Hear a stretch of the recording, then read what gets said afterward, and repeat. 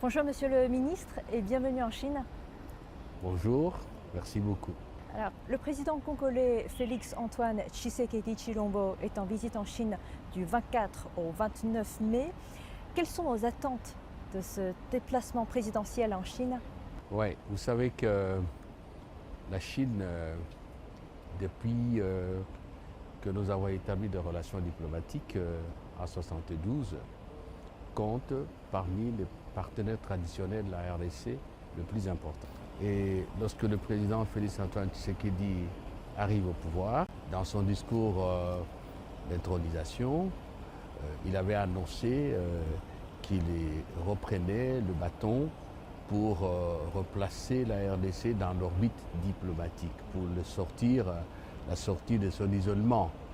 Et donc, dans cette perspective-là, le président a décidé de relancer, de revitaliser la coopération avec la République populaire de Chine. C'est ainsi qu'il a accédé à l'invitation du président Xi Jinping.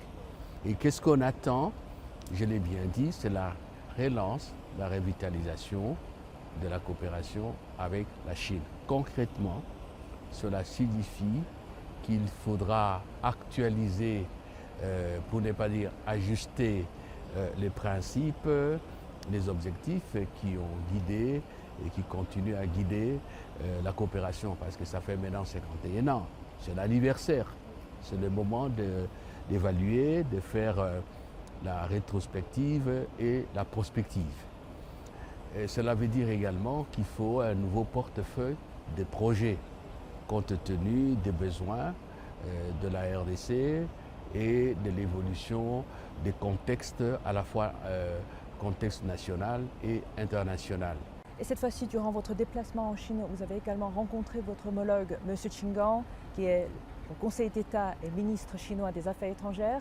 Dans son discours, M. Qin est revenu sur l'importance de la coopération, l'importance de la promotion de l'initiative La Ceinture et la Route. Et d'ailleurs, j'ajoute ce petit détail, c'est que cette année marque également le 10e anniversaire de l'initiative La Ceinture et la Route. Comment appréciez-vous cette initiative et qu'est-ce que vous avez à dire à cette occasion? Je vais d'abord dire globalement que la RDC soutient et est partie prenante à toutes les initiatives que la Chine a prises au niveau international, en particulier au niveau de son partenariat avec l'Afrique. Des deux, par rapport à l'initiative qu'on appelle communément la route de la soie, nous sommes aussi partie prenante. Nous sommes intéressés, nous sommes concernés, parce que vous savez que nous sommes à mi-chemin, pour ne pas dire au carrefour de la rencontre de l'océan Indien et de l'océan Atlantique. Nous avons une part, un tronçon important de cette route qui passe par notre pays. Maintenant, nous avons des projets bien précis que nous avons à mener et qui font partie des éléments de ce nouveau portefeuille de partenariat avec la Chine. Sur le plan des principes, nous avons rencontré la compréhension la plus complète du côté de nos amis chinois, à partir des entretiens que nous avons eus avec mon collègue des ministres des Affaires étrangères et même aujourd'hui que nous venons d'avoir avec le président de la Commission nationale de développement et de réforme de la Chine. Donc nous sommes dans la phase de projets qui nous espérons bien, vont se réaliser très rapidement. Vous avez parlé de plusieurs projets à venir entre la Chine et la RDC. Oui. Surtout, vous avez également parlé de vos rencontres avec vos homologues. Donc, selon vous, concrètement, quels sont les boosters sur la coopération, une meilleure coopération entre la RDC et la Chine? Pour que le partenariat soit exemplaire, il faudra qu'il soit basé sur d'abord l'intérêt mutuel. Ensuite, le partage, comme on dit actuellement, win-win, gagnant-gagnant. Que la coopération aussi porte sur les centres d'intérêt de chaque partie. Aujourd'hui, par exemple, chez nous, les infrastructures, c'est fondamental. La chaîne des valeurs, de la mise en œuvre de l'exploitation de nos ressources naturelles concrètement, des investissements qui partent de l'exploration, de l'exploitation et de la production et même qui englobe aussi la commercialisation, c'est-à-dire donner de la valeur ajoutée à nos richesses naturelles pour qu'elles deviennent des véritables atouts économiques, qu'elles deviennent génératrices de vraies ressources liquides qui nous permettent de créer de l'emploi, de régler le problème de santé, le problème d'éducation et de procurer, bref, le bien-être à la population. Qu'est-ce qu'il nous faut aussi? C'est qu'ensemble, nous devons lutter contre les antivaleurs, et le président Tshisekedi incite sur ça. Par exemple, la corruption. Pour que la coopération puisse réussir, c'est de nous prémunir contre les interférences extérieures. Et j'aime un terme qui est important dans notre partenariat de coopération, c'est la coopération. Notre coopération n'est pas exclusive, c'est-à-dire que ça n'empêche pas l'autre partie de coopérer avec d'autres pays. Qu'est-ce qu'il nous faut encore pour que cette coopération porte? Il faut qu'elle se fasse au bénéfice des populations. Ici en Chine, on a un slogan qui véhicule une philosophie politique, tout pour le peuple. Chez nous, le président Tshisekedi et le gouvernement, les institutions politiques, nous travaillons sur la base d'un mot d'ordre. Le peuple d'abord, hérité d'une des figures marquantes de l'histoire récente de notre pays.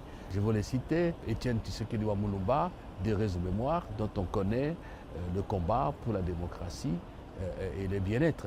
Voilà. Donc si nous veillons à tout ça, ça doit marcher. Donc tout à l'heure, vous avez parlé de beaucoup de similitudes dans la philosophie politique, dans la communication entre la RDC et la Chine. Voici ma question. La Chine, c'est le plus grand pays en développement et l'Afrique, c'est là où se trouve le plus de pays en développement. Donc là-dessus, on voit qu'il y a d'autres similitudes justement qui existent entre la Chine et l'Afrique, entre la Chine et la RDC. Quand on parle de ces similitudes, on parle aussi ce concept communauté de destin. Là-dessus, qu'est-ce que vous avez à dire sur cette conception chinoise? Je vais rajouter aussi ce que moi j'appelle un point d'intersection, un point de complémentarité. La Chine, bravo pour les Chinois, est à un niveau technologique suffisamment élevé que nous avons besoin d'elle pour mettre en valeur ces richesses fabuleuses dont regorge l'Afrique, en particulier notre pays. Et partager le destin signifie ceci.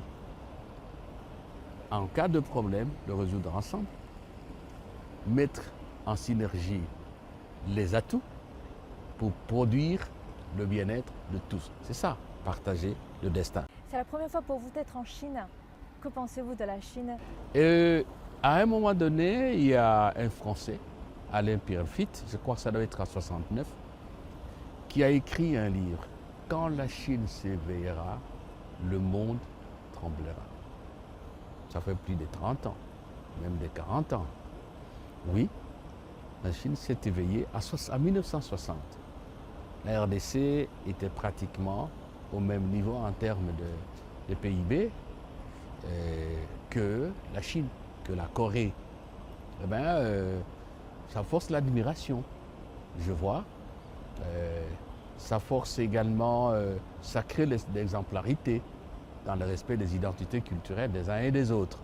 Donc je ne peux que souhaiter au peuple chinois de continuer sa marche victorieuse vers le progrès et de participer au progrès de l'humanité et j'allais dire de considérer que la Chine ne peut pas vivre isolée et que le monde vivra mieux, la Chine et les Chinois vivront mieux de leur richesse s'ils sont en communication, en solidarité avec d'autres peuples.